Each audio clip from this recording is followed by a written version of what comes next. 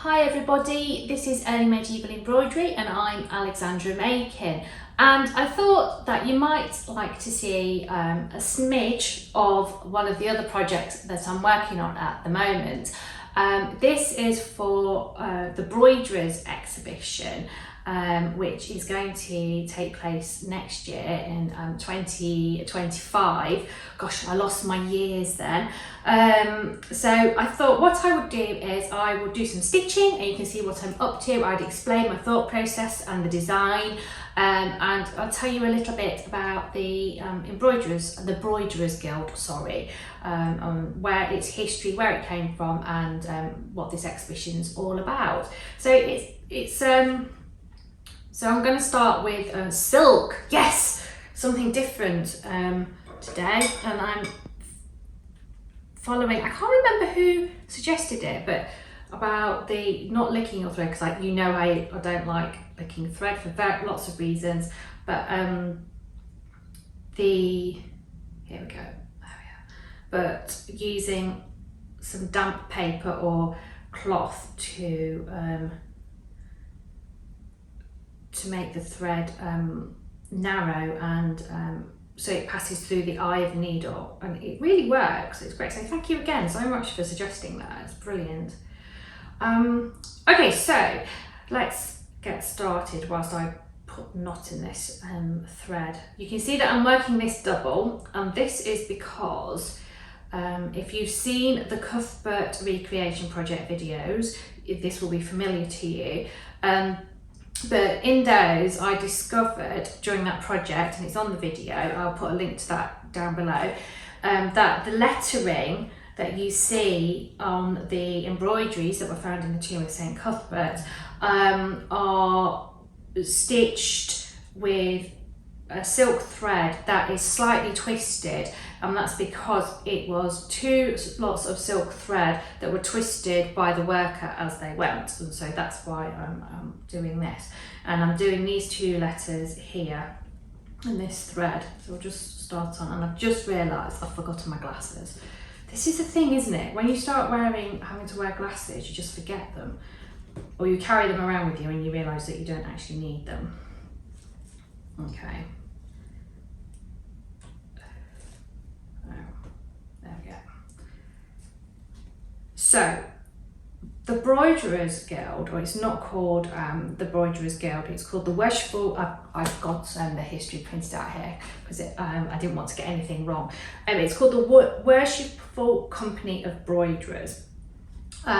So they were established in, let me get the year right, 1558, and they were a guild that was set up to,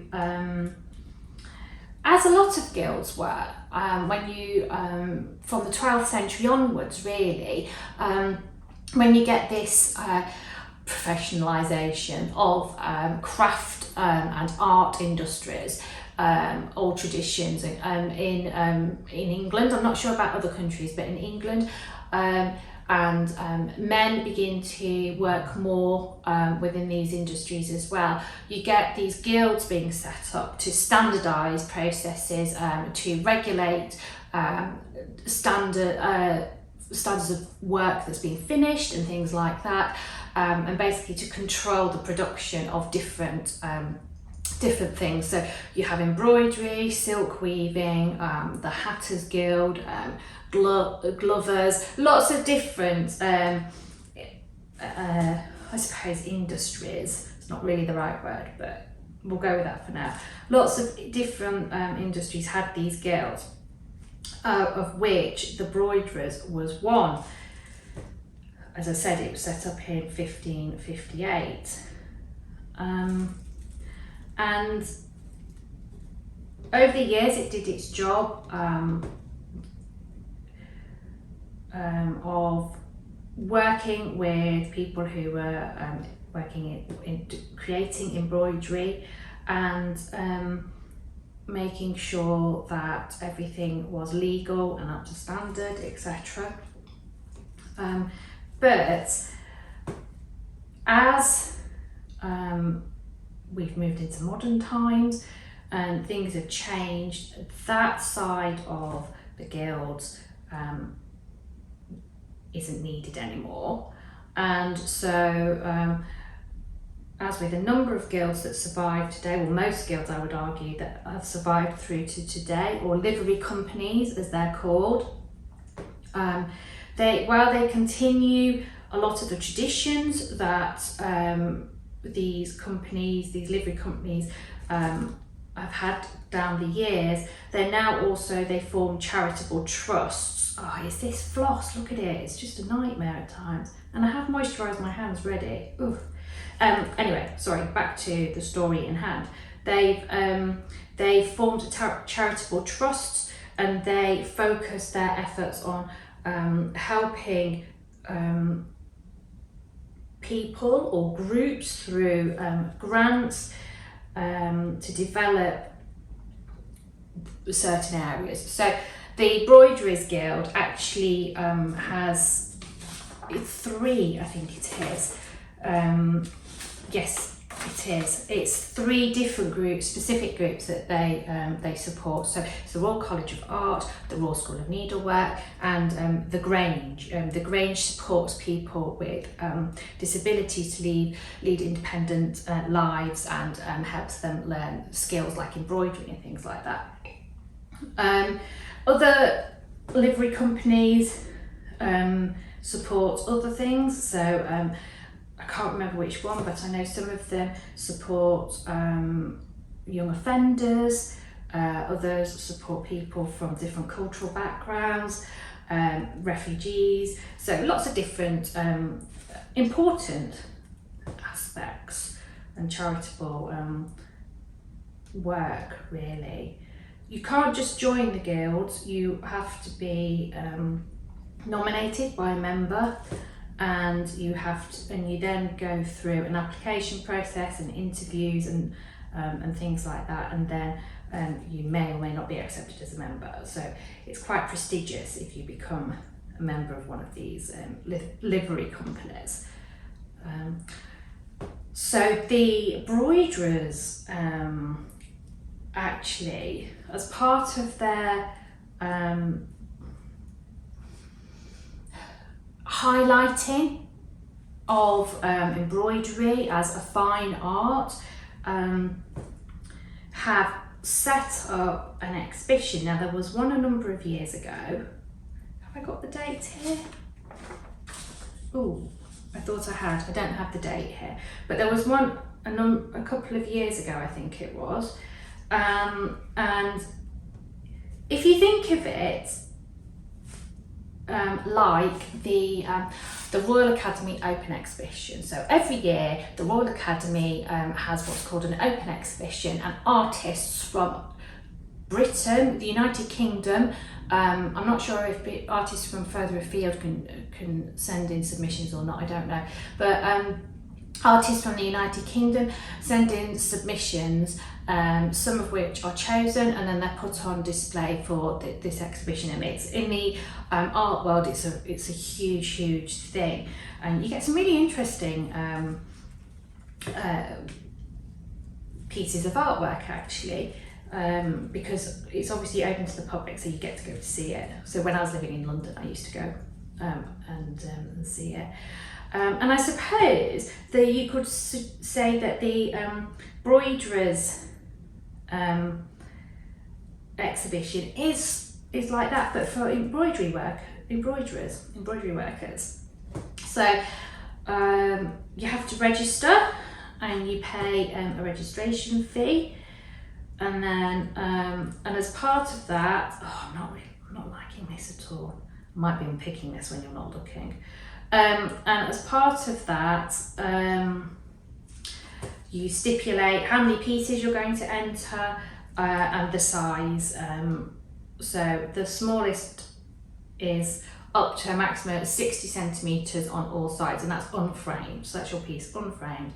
And then you, but they've got a larger size. I don't know what that one is, because I went for the smaller one. I thought it would be nice to do a large piece, but there's no chance. So then you've registered, that you want to do this, and then you've got until midnight of the 30th of August this year to finish your piece, get it all mounted, not framed though, and take high resolution images, and they want certain types. So I think they want one of the whole piece where they can see the edges, and then one showing a detail of the different stitch work and things. That gets sent off through their online portal, and then the people who are judges, the panel, let's say panel, that's a nicer term. The panel will go through them all, and they will decide which ones they think are right for the exhibition. Then you're told, yeah, you've got in, and you're then given information about, I think you're given a time slot on a certain day, and then you take your piece framed at this point. You take your piece down to the gallery, and then it will be put up on display, and it will be shown for exhibition, which is quite exciting.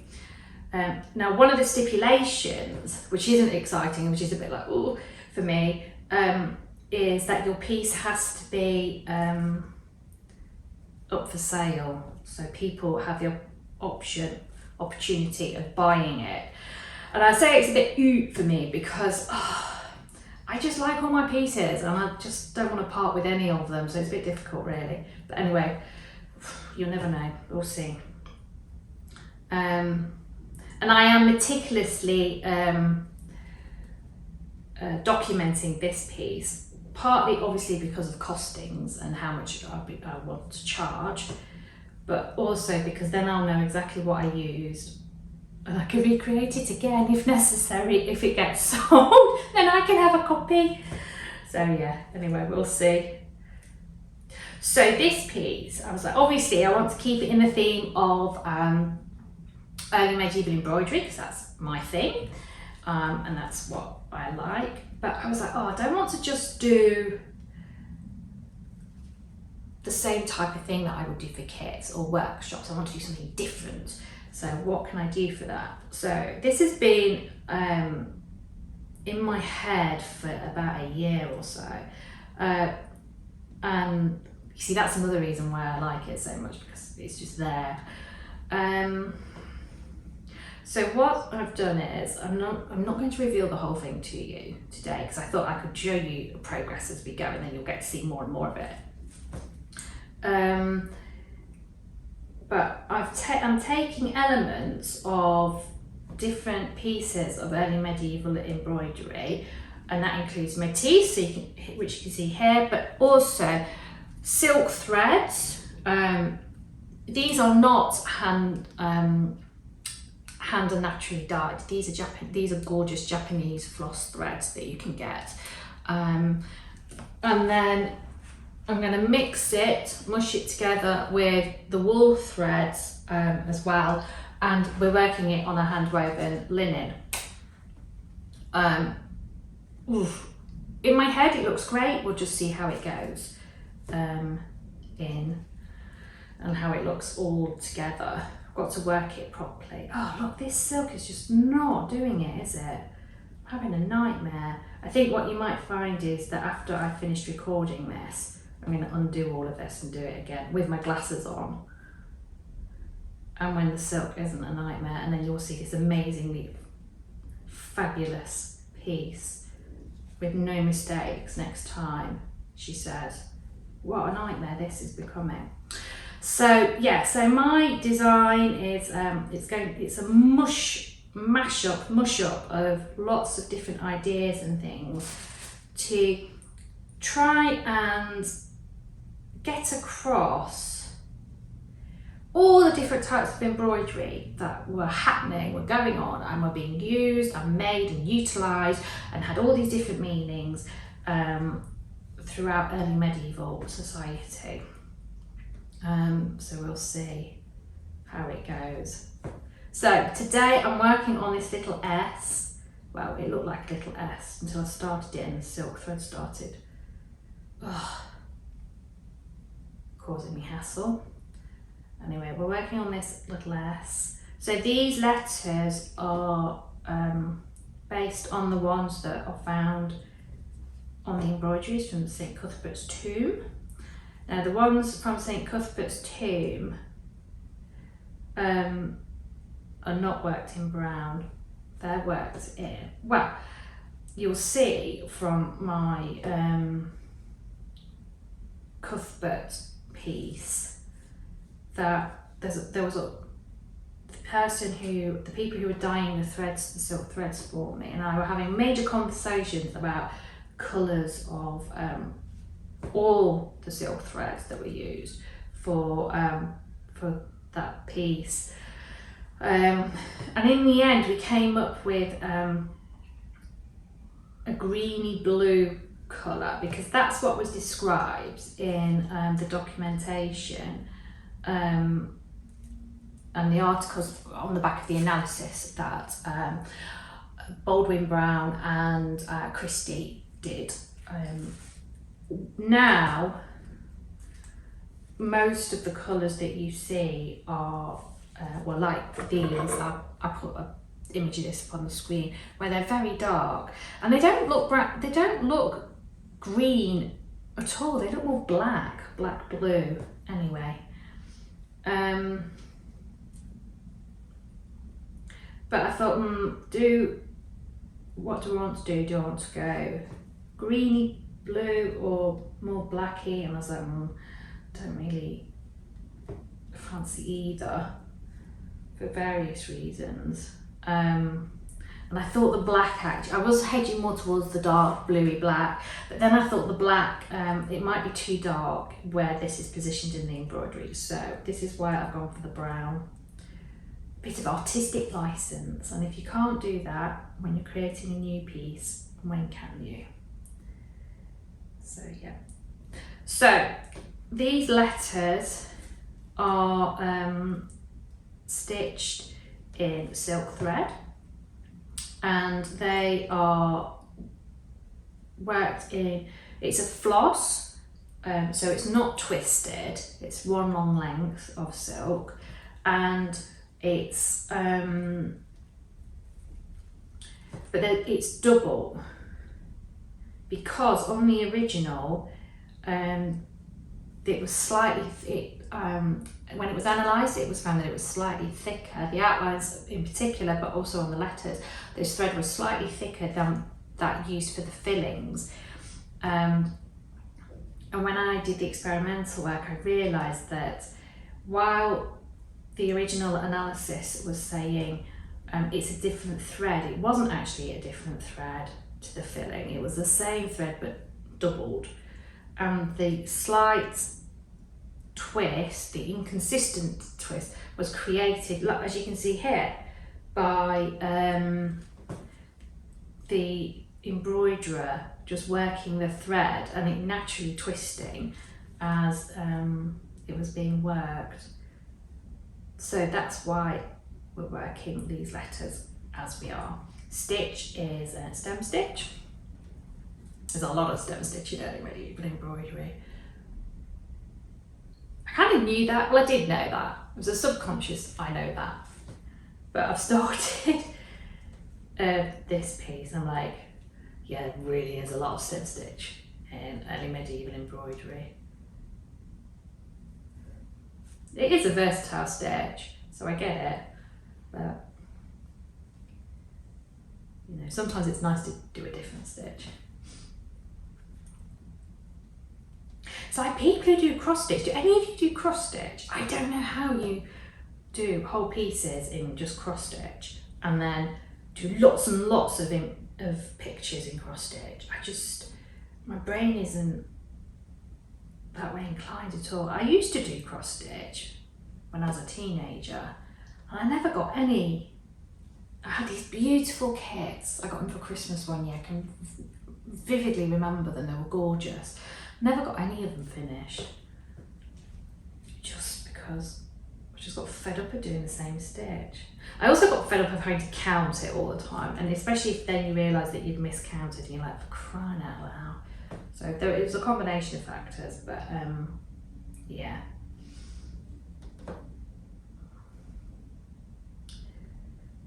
It's funny, isn't it, how we all like embroidery or that kind of thing, and yet we all, the way our personalities and brains and everything work means that actually we like different techniques or aspects and things.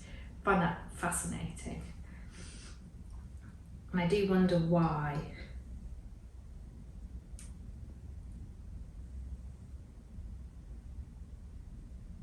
It's like I want to like patchwork, because I think patchwork's fantastic. And you know, I've started patchwork projects in the past, but it's just, yeah. And when I was at the RSN, there was, I think it's still there, adjacent to Hampton Court Palace, where the RSN is based and where we did our apprenticeship. There's this lovely fabric shop. It was a nightmare for our bank balances as apprentices. And they had these beautiful quilts and patchwork, and so we would go in there on the way home at night and look, sometimes buy, sometimes wish we could, all these different fabrics and things. And there were these beautiful pieces where they were like, I can't remember what they were called now, but the graduation of colours between the fabrics was just so minuscule. It looked like watercolour, these blended colours of fabric. You know, and a small quilt would have hundreds of different types of fabric in order to get that colour change. And I did start one. I've still not finished it, and I mean, you know, I left the RSM back in the mid-90s, so mid to late 90s. I've still got it though. I will finish it one day, she says. I won't let anyone else do it, I'll have to do it. It's autumn colours as well, gorgeous browns and reds through to yellows and creams.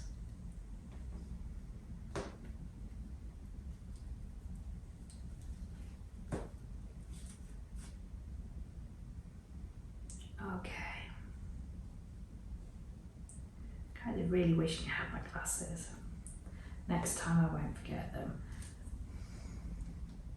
I was too focused on remembering the water for the thread, because when I did the last bear tapestry video, which went out the other day, well, if you're watching this a few months or down the line or a few years down the line, it went out just before this video did. I forgot that I was having trouble threading my needle, but I did remember my glasses. I'm gonna have to start writing a list, aren't I? Okay. Let's see. Not sure what to think of that. Okay, we'll see. Let's cast this one off and start a new thread.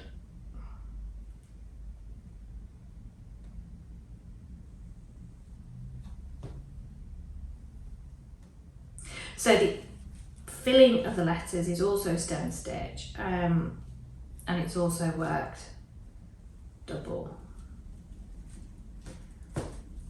Gosh, this thread seems so fine. I know that the thread I used for the Cuthbert project was finer actually. And that's one reason why I went for this thread, because I know these areas are bigger. See, this is just annoying there. There we go, sorted.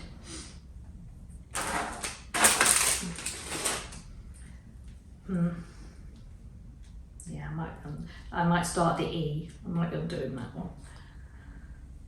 Right. Let's measure this out. My trusty ruler.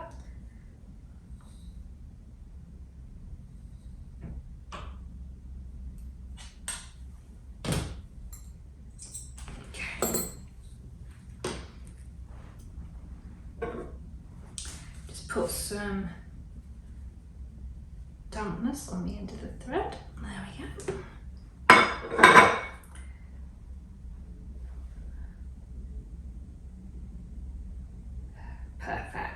works every time, it's great. It's so simple as well.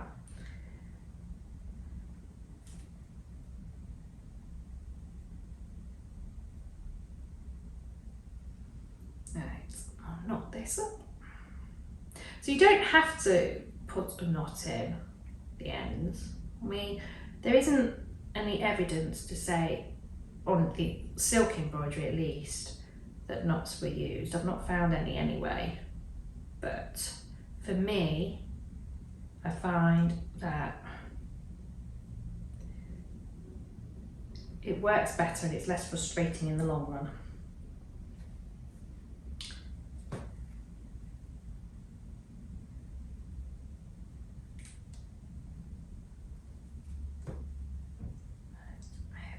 Let's see how this goes.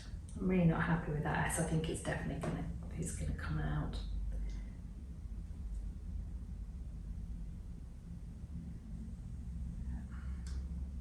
So normally casting on, you do 2 little casting on stitches, but because I've only done 1, because well, I know this area is going to be covered in embroidery and it will catch the ends, so it'll be okay.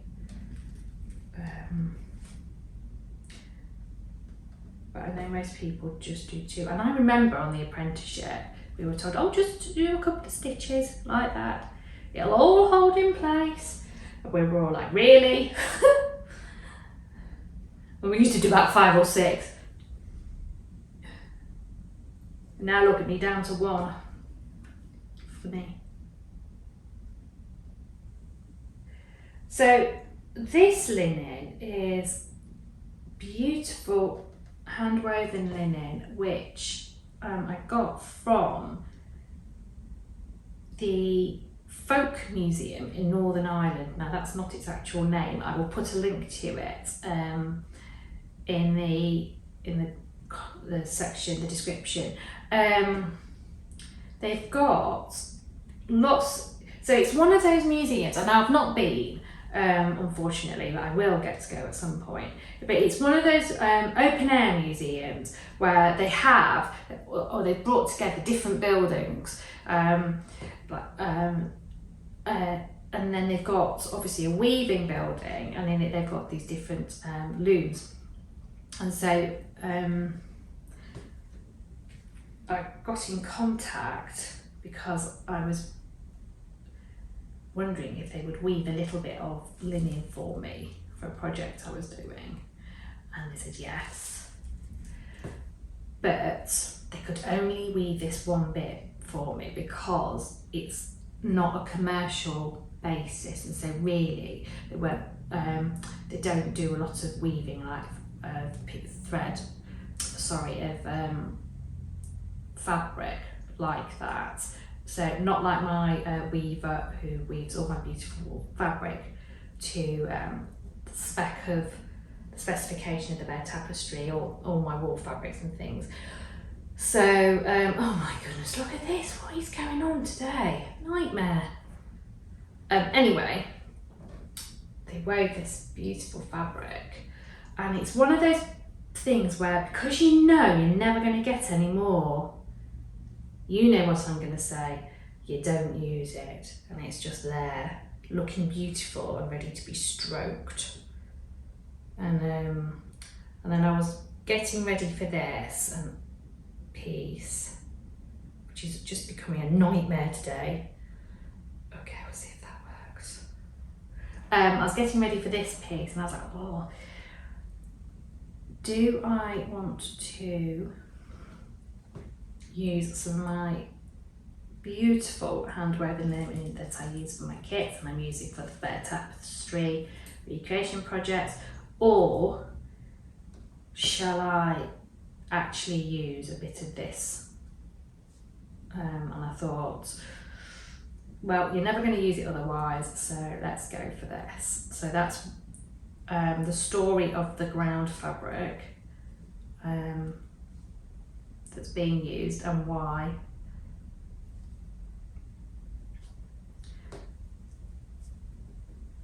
So it's hand woven. Would you say Irish? Northern Ireland, Northern Irish linen. Sorry.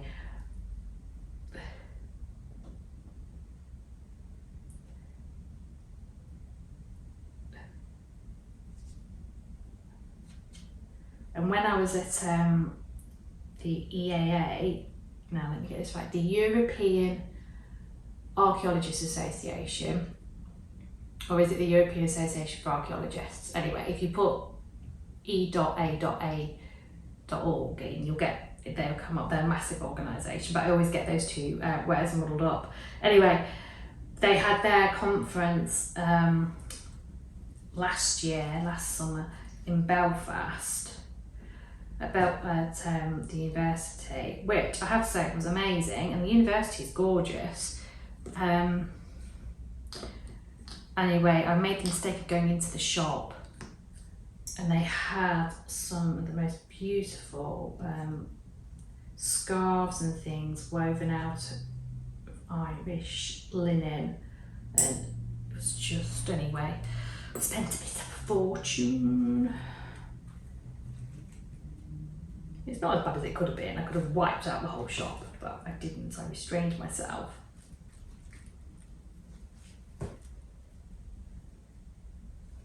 And it was all beautiful colours as well, so it wasn't just white. And I think that was all woven on heritage looms as well, actually.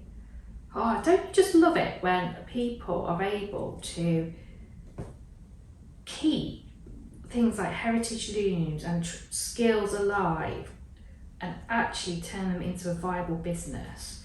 So you're keeping these skills alive and passing them on to the next generation, etc. But you're also able to make a living out of it. I just think it's brilliant.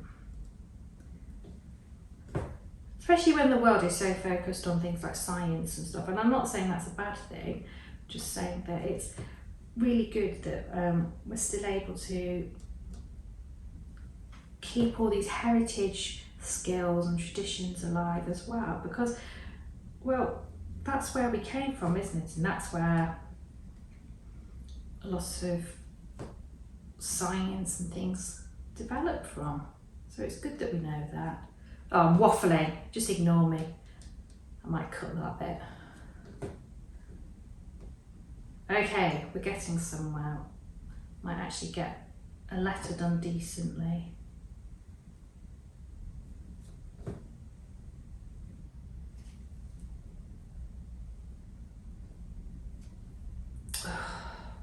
Spoke too soon. I'm blaming the fact I've not got my glasses. I'll have to go and get them next time. Look at that. Don't look at that.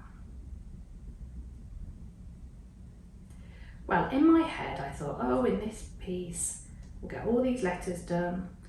We'll start the figure next to it. I won't talk gibberish. Wishful thinking.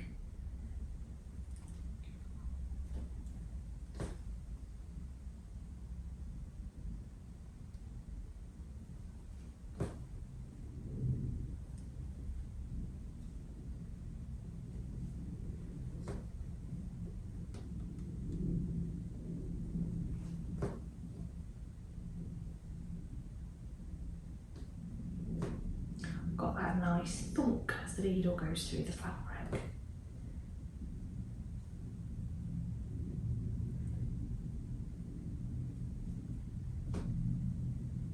See, I'm not happy with this E. I have to get back to the drawing board. Let's see.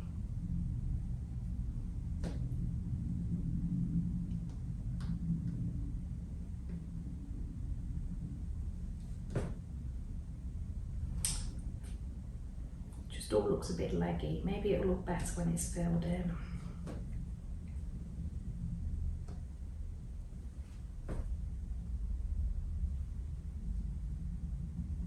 When I say leggy, I mean like strangly. So stem stitch, when it's worked, so it can be worked in two different ways, and I talk about this on another video. I'll have to find that and put the link to it below. But you normally work it where you bring the needle up through the whole of where the thread went down on the previous stitch, and that kind of gives you double the width of thread, and that gives it that nice bulk and constant finish. But you can create the stitch where you don't come up through that hole and you leave a gap, and you come up slightly further down the working line. But that creates what I call a leggy effect, where you don't get that constant width, that nice bulk coming through, and it can look so it kind of undulates more, so it goes wider, thinner as the stitch is worked. I don't know, that's, for me, I prefer that constant width.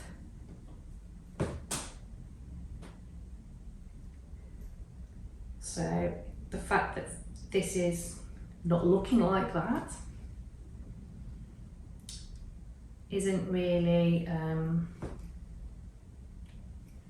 appealing. We'll see.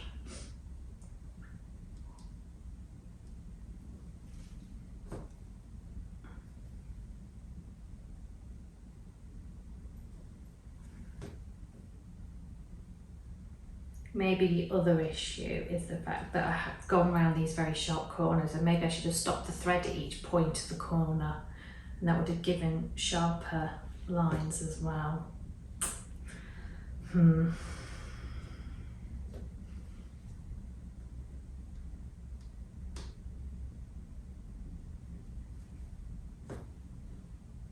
It's twisted quite a lot too, the thread has.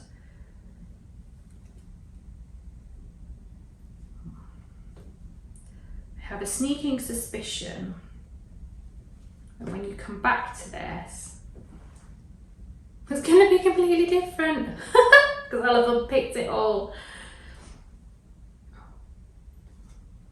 And that shows that I'm not happy, because I hate unpicking.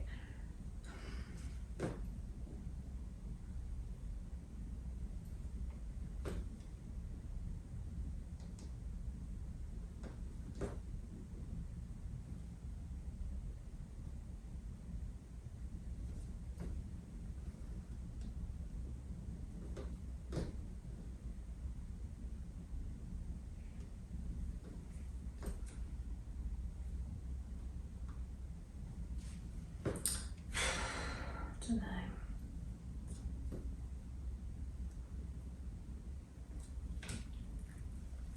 Right, I'm really not happy with the top bit of this S, so that may be reworked. The bottom bit's not too bad, is it? I might just rework that top bit. I wonder if the filling would make any difference. Possibly. Right, we'll start on the filling down here. Actually, what time is it?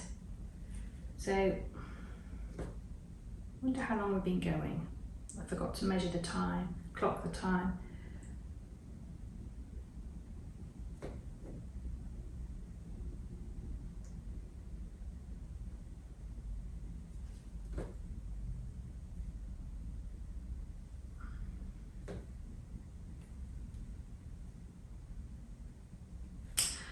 So it's interesting, isn't it? I've just done a couple of little stitches here, and that thread lies a lot flatter than when it does when it's been stem stitched around the edge. So it's filling the area up and giving it a better look. Oh, decisions. So are we going for the purity of the original where it all has to be stem stitched, or are we going for some purity of the original and some creativity?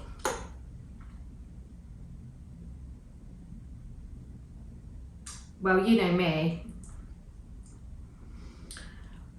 it's probably the first option.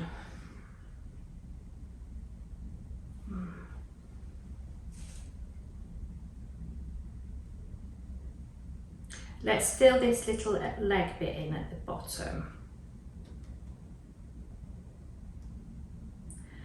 And see how that goes.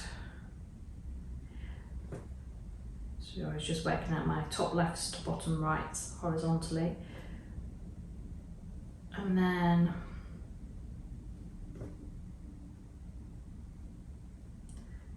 I can have a think about it and look at it with my glasses on.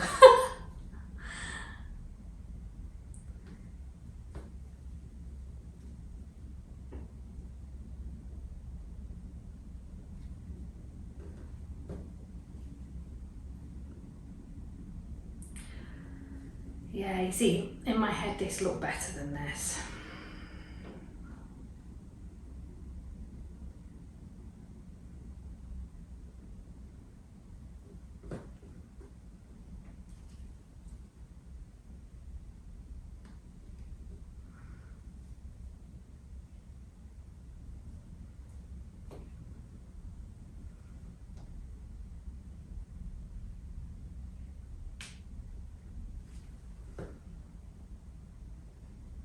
Not too bad actually.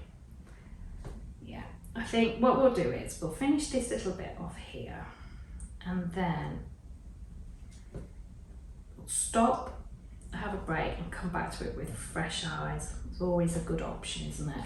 And then we'll see. And when I come back to it, I might not think it's that bad. Yeah, we'll do that. So I'm really sorry it wasn't more successful in that sense, but I've introduced you to this project and I'll keep giving you little updates as I go along because I've got to get it finished quite quickly.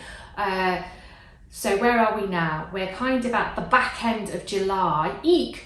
So let's say I've just got over a month and a bit to get this done and ready. It will be done and ready, it will. And next time, because I won't have as much on my plate, I will get this done months in advance. Okay, yeah. And on that note, I'll leave you until next time.